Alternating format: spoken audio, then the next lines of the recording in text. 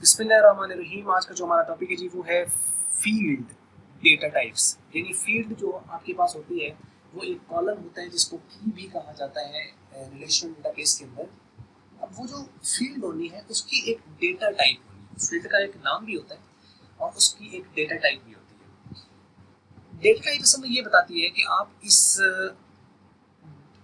Table के अंदर जो ये जो फील्ड है, इस पर्टिकुलर फील्ड के अंदर आप कौन सा डेटा आप एंटर कर सकते हैं। अब आपके पास डेटा हमने पढ़ा हुआ है कि डेटा एक्चुअल में क्या होता है, collection of raw facts and figure.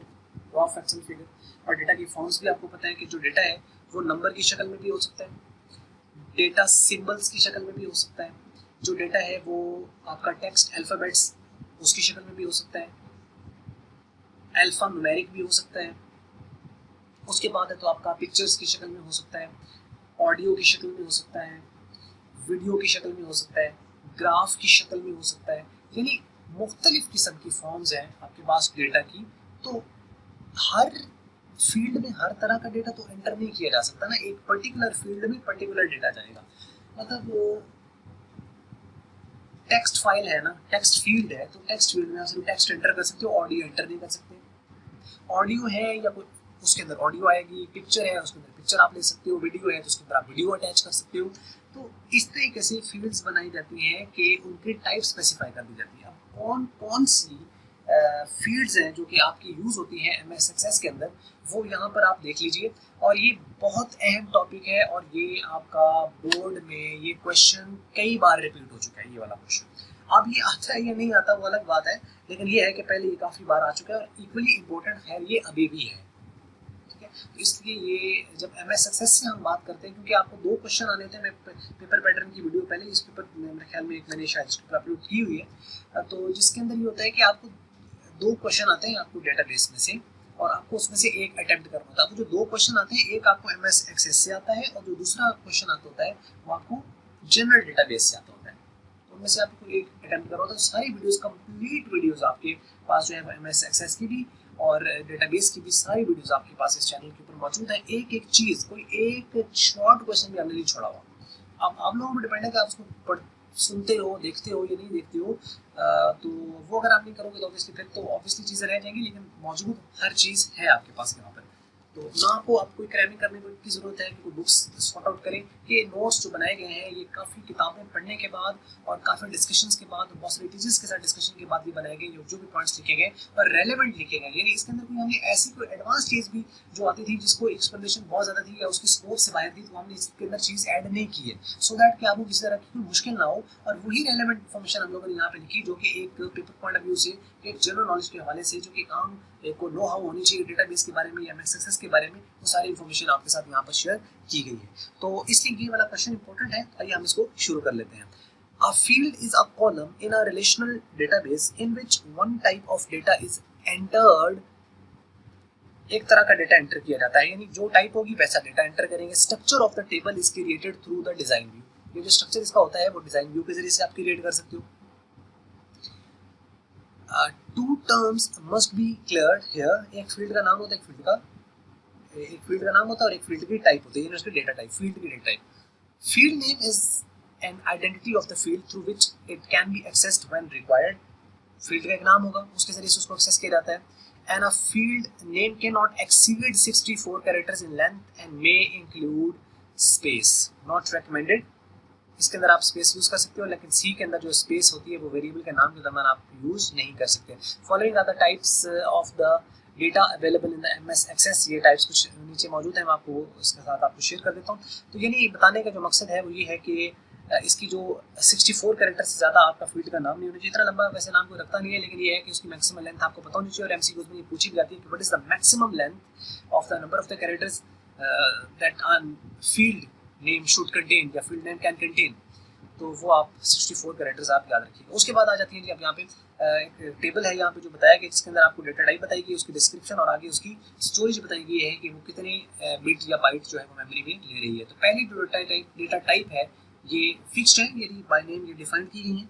और पहली डेटा टाइप जो है वो है टेक्स्ट। तो टेक्स्ट अगर आप सेलेक्ट कर लेते हैं, किसी के फील्ड आप टेक्स्ट रख लेते हैं, तो उसके अंदर फिर आप क्या कर सकते हो कि use for the text or combination of text and numbers. इसके अंदर आप नंबर भी एंटर कर सकते हो, अल्फाबेट्स वगैरह, वो भी एंटर कर सकते हो आप। 255 कैरेक्टर्स मैक्सिमम। इसके अंदर 255 कैरेक्टर्स, अगर आपने टेक्स्ट डेटा टाइप सेलेक्ट की हुई है तो इसके अंदर 255 कैरेक्टर्स आप मैक्सिमम कर सकते हो, इससे ज़्यादा नहीं कर सकते। Default field size of the text type is 50 characters. जो डिफॉल्ट इसका जो टेक्स्ट साइज होता है वो 50 कैरेक्टर्स होता है। यानी डिफॉल्ट से क्या मुराद है कि बाय डिफॉल्ट 50 के होता है, लेकिन आप उसमें से 150 कर लो, 100 कर लो, 200 कर लो, 255 मैक्सिमम, लेकिन इससे ज़्यादा नहीं कर सकते। तो बाय डिफॉल्ट तो 50 होगा, लेकिन आप वहाँ से इसको वेरी कर सकते हो, इंक्रीज कर सकते हो maximum up to the 255 characters. तो इसकी जो स्टोरेज कितनी लेगा ऑब्वियसली वेरी करेगी, कितनी स्ट्रिंग होगी, जितना ज़्यादा आप उसकी ये लेंथ बढ़ाते जाएंगे, जितने नंबर ऑफ कैरेक्टर्स बढ़ते चले जाएंगे, इतनी उसकी स्टोरेज बहुत ज़्यादा कवर करती जाएगी। कम कैरेक्टर्स होंगे कम स्टोरेज लेगी, ज़्यादा कैरेक्टर्स होंगे ज़्यादा स्टोरेज लेगी, मतलब वेरी करती है, कोई बिट बाइट में हम फिक्स इसको बता नहीं सकते। उसके बाद अगली जो डेटा टाइप है वो है memo. Memo is use for large amount of text, जहाँ बड़ा टेक्स्ट होता है। फॉर एग्जांपल जैसे आपके पास ये पूरा लिखा हुआ है, ये सारा मुझे उसके अंदर कमेंट्स वगैरह ऐड करने हैं, ये कोई उसके अंदर मैं कोई रिमार्क्स वगैरह देना चाहता हूँ, तो रिमार्क्स ज़्यादा हो सकते हैं 255 कैरेक्टर से। तो अगर आपको लगे कि कोई टेक्स्ट आपके एंटर तो टेक्स्ट ही करना है, नंबर भी हो सकते हैं, अल्फाबेट्स भी हो सकते हैं, लेकिन वो 255 कैरेक्टर से ज़्यादा जा सकता है, उसके लिए फिर आप टेक्स्ट डेटा टाइप नहीं लेंगे, उसके लिए फिर आप मेमो डेटा टाइप लेंगे। Stores up to the 65,536 character, जो कि बहुत ज़्यादा है, और ये बहुत सारी लाइन्स खैर इसके ऊपर जो है वो बन जाएंगी। और नोट यहाँ पे ये करना है कि you can not sort a memo field however they are searchable. इसको सॉर्ट नहीं किया जा सकता, मतलब इसकी अरेंजमेंट नहीं होती, ठीक है। मेमो फील्ड होती है क्योंकि इसके अंदर रिमार्क्स वगैरह लिखे होते हैं, ज़्यादातर कमेंट्स वगैरह इसके साथ शेयर किए जाते हैं, तो इसलिए इसका सॉर्टिंग वगैरह इसके अंदर नहीं की जा सकती, बाकी को सॉर्ट किया जा सकता है। इसकी जो लेंथ होगी वो भी वेरी करेगी, क्योंकि जितना ज़्यादा डेटा होगा उतनी सारी इसकी लेंथ होगी, जितना कम डेटा होगा उसकी लेंथ उसकी कम होगी। उसके बाद बाइट, ये डेटा टाइप है बाइट। वैसे तो मेमोरी की भी यूनिट है बाइट, लेकिन यहाँ पे ये डेटा टाइप है। पहले टाइप है टेक्स्ट, दूसरी है मेमो, तीसरी है byte. Allows whole number from 1 to 255, जहाँ पे आपने सिर्फ नंबर डेटा एंटर करना है, लेकिन 1 से 255 के दौरान कोई सी जगह आपके नंबर एंटर करना है तो उसके लिए जो है वो आप ये डेटा टाइप ले सकते हो। और चूंकि नाम से बाइट है तो ये एक ही बाइट कवर करती है मेमोरी की। उसके बाद है integer, allows whole numbers between -32,768 to 32,767। जिसकी रेंज होती है इंटीजर के अंदर, आप सी लैंग्वेज पढ़ते हैं तो सी लैंग्वेज सी प्लस प्लस के अंदर आप इंटीजर की रेंज देखते हैं वो यही होती है। इंटीजर की रेंज किसी भी आप लैंग्वेज में चले जाएं, इंटीजर की रेंज यही होती है। ये पूरी दुनिया के अंदर इस इंटीजर की रेंज यही है, मतलब इससे आप कम वैल्यू नहीं ले सकते और इससे आप ज़्यादा वैल्यू नहीं ले सकते। इसके अंदर अंदर आपको वैल्यू जो भी आपको लिखनी है तो उसके लिए आप इंटीजर डेटा टाइप सेलेक्ट कर सकते हो, और एक इंटीजर जो मेमोरी में 2 बाइट कवर करता है। और ये यहाँ पे हो गया। और उसके अलावा जो है एक क्वेश्चन मैं आपसे छोटा सा करूँ आपसे कि आप मुझे ये बताएं कि जैसे 32,768 हम वैल्यू एंटर नहीं कर सकते अगर आपके पास डेटा टाइप इंटीजर ये है, लेकिन आप मुझे कमेंट्स में ये लिखिए कि इससे छोटी वाली वैल्यू कौन सी होगी जो आप यहाँ पे एंटर नहीं कर सकते, -32,767 या -32,769, इनमें दोनों में छोटी वैल्यू कौन सी है, कमेंट्स में हमारे साथ जरूर शेयर कीजिएगा। उसके बाद है जी करेंसी, और ये आपके पास नेक्स्ट जो है वो टाइप है। और करेंसी जैसे कि नाम से जाहिर है कि करेंसी के अंदर मतलब कि आपके पास डॉलर या रुपीज़ या येन, जो भी आपके पास डिफरेंट करेंसीज है कंट्रीज की, वो आप यहाँ पे अगर आपको वो एंटर करनी है तो वो आप यहाँ पे लिखेंगे। Use for currency holds up to the 15 digits of the whole dollars plus the 4 decimal places. You can choose which country's currency to use. इसमें से कौन सी कंट्री जो है उसकी करेंसी को आप इस्तेमाल कर रहे हैं, ये आपको चूज करना होता है इसमें से। और ये 4 डेसिमल प्लेसेस तक आपका रिजल्ट जो है वो एक्यूरेट देती है, और ये मेमोरी में 8 बाइट कवर करती है। ये डेसिमल का मतलब पॉइंट के बाद, और 15 डिजिट्स तक आपके पास जो है वो ये होल्ड कर सकती है। तो जहाँ पे करेंसी वगैरह आपको देनी होगी तो वहाँ पे ये होगा। और उसके बाद अगली डेटा टाइप है ऑटो नंबर। ऑटो नंबर जैसे कि नाम से आ रहा है कि ऑटोमेटिकली लाइन नंबर जनरेट करेगा। लाइन नंबर से मुराद एक्चुअल में क्या है, यानी उसका सीरियल जनरेट करेगा। Auto number field automatically give each record it's on number, usually starting at 1। एक से स्टार्ट होगा, बाय डिफॉल्ट 1 से स्टार्ट होगा, फिर आगे 2 आ जाएगा, फिर 3 आ जाएगा, 4। ऑटो अगर आप उसकी डेटा टाइप तो उसके अंदर जैसे आप नेक्स्ट रिकॉर्ड में जाएंगे तो वो ऑटोमेटिकली उसको इंक्रीज कर देगा। और ये कितनी स्पेस लेता है, ये 4 बाइट कवर करता है ऑटो नंबर। उसके बाद है data time and yes and no. Date and time, जैसे कि नाम से जाहिर है कि डेट एंड टाइम सेलेक्ट करने के लिए यूज़ करना है अगर आपने कहीं पे, यानी जहाँ पे फील्ड आपने सिलेक्ट किया और उसकी फील्ड जो फील्ड टाइप है वो डेट एंड टाइम है, इसका मतलब डेट आप उस फील्ड में या तो डेट एंटर कर सकते हो या टाइम एंटर, इसके अलावा कोई तीसरी चीज़ आप एंटर नहीं कर सकते। और एक जो फॉर्मेट उसका होगा उसके अकॉर्डिंगली ही आप उसको एंटर कर पाएंगे। और 8 बाइट्स ये भी मेमोरी में ले रहा है। यस या नो, ये भी डेटा टाइप है।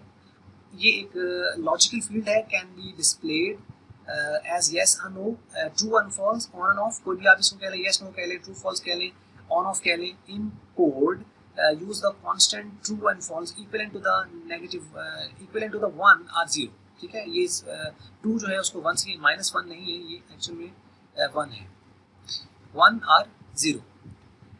उसके बाद है जी नोट यहाँ पे करना है कि null value are not allowed in yes और नो फील्ड। नल वैल्यू आप इसके अंदर एम्प्टी नहीं हो सकती, या तो आंसर यस में होगा या आंसर नो में होगा, तो खाली नहीं हो सकता। ठीक है, तो इसका आंसर यस नो के अंदर होना चाहिए, या तो यस या नो, इनमें से कोई एक होगा। तो ये आपके पास एक ये डेटा टाइप है। और उसके बाद आपके पास जो है OLE ऑब्जेक्ट, ओले ऑब्जेक्ट इसको कहा जाता है। OLE stand for object linking and embedding. ये MCQs के अंदर भी ये क्वेश्चन आया हुआ है कि OLE स्टैंड फॉर, तो OLE stand for object linking and embedding.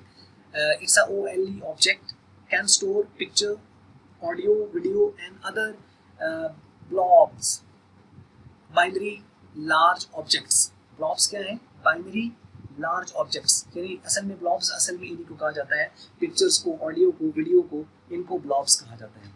तो इसके जो यस नो है वो 1 बिट लेता है, और जो OLE है ये आपको 1 GB तक इसका अलाउ होता है, उससे ऊपर आप अपलोड नहीं कर सकते। 1 GB बहुत ज़्यादा मेमोरी होती है। उसके बाद हाइपरलिंक, ये भी डेटा टाइप है। It can contain the links and the other files include the web pages वगैरह जो इसके अंदर आ सकते हैं। और last data type lookup wizard, let you type a list of the options which can then be chosen from a drop down list। देखिए इसके अंदर आपके पास ये होता है कि आपको वो एक ऑप्शन दे देता है कि आप एक खुद से अपना क्रिएट कर लें, लिस्ट क्रिएट कर लें, और उस लिस्ट में से आपको सेलेक्ट करने से आप अक्सर फॉर्म फिल कर रहे हो यूनिवर्सिटीज वगैरह के, तो उसके अंदर आपके प्रोग्राम्स आ जाते हैं कि आपने अगर इंटर किया हुआ है तो आप क्या करना चाहते हैं, BA करना चाहते हैं, BCom करना चाहते हैं, उसके अलावा BSc करना चाहते हैं, BBA करना चाह रहे हैं, तो क्या है। तो फॉर एग्जांपल अगर हम 4 डिसिप्लिन करा लें, चारों की लिस्ट आ गई, उसमें से कोई आप एक कोर्स जो है वो सेलेक्ट कर लेंगे, तो ये आपका कहलाएगा लुकअप विजार्ड। तो लुकअप विजार्ड जो होता है ये आपको लिस्ट में से एक ऑप्शन सेलेक्ट करने के लिए जो आपको ऑप्शन प्रोवाइड करता है, और ये मेमोरी के अंदर 4 बाइट लेता है। ये थी आज की वीडियो, और उम्मीद तो की जा सकती है कि वीडियो आपको अच्छी लगी होगी और समझ भी आई होगी, लेकिन उम्मीद ये भी की जा सकती है कि आपको फिर भी अच्छी ना लगी हो। लेकिन कोई बात नहीं, अगर अच्छी लगी तो आप कर लें लाइक, और अच्छी नहीं लगी तो कर लें डिसलाइक। और वीडियो देखने के लिए आपका हमेशा की तरह बहुत बहुत शुक्रिया।